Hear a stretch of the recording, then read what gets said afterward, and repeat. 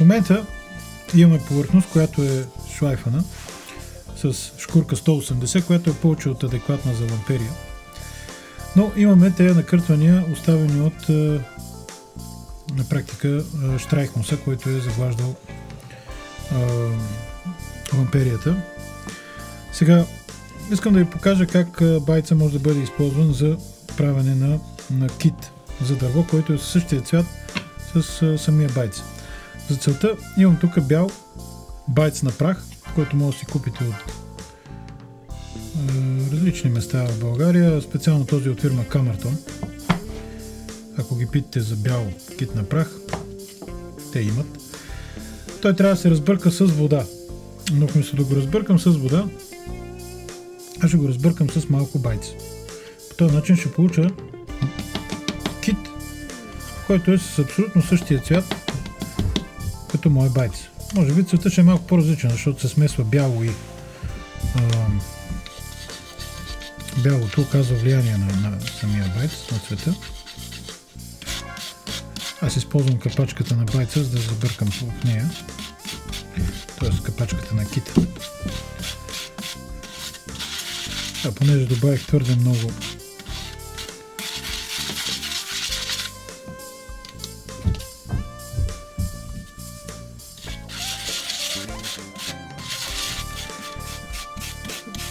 той има нужда от съвсем малко вода.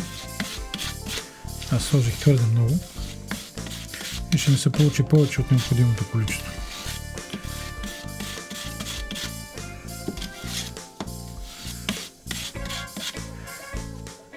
Значи добавяте, докато получите хубава твърда смес, не да е твърде мека, достатъчно твърда, но същевременно и достатъчно пластична, за да може да се нанася. Ето вижте в момента как аз получих кит за дърво с цвета, който аз ще байцвам моя материал, в случая ламперия.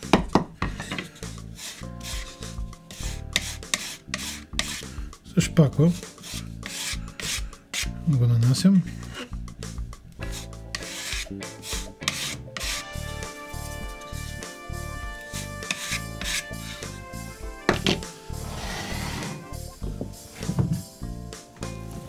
И за да стане по-бързо, ще го изсуша с пистолета за гореж въздух.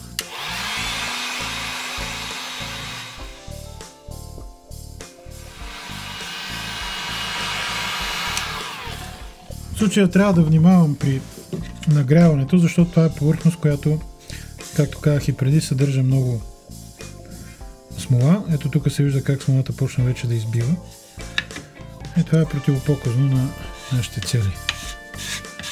Да финишнем нашия материал.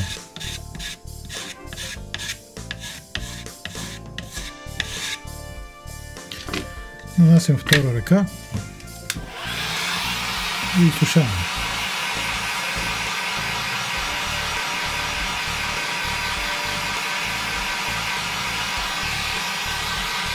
Включвам на по-слабата степен, за да не предизвикам отделянето на смола.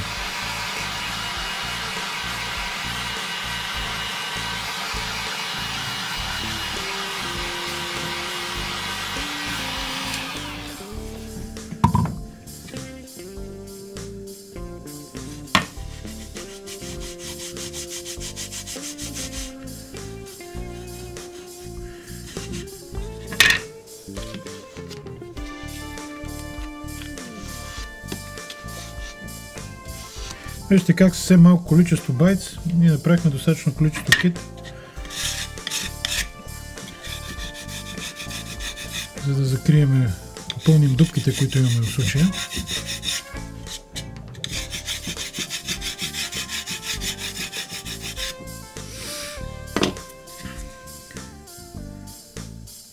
И трябва да изчакам още малко да поизсъхне.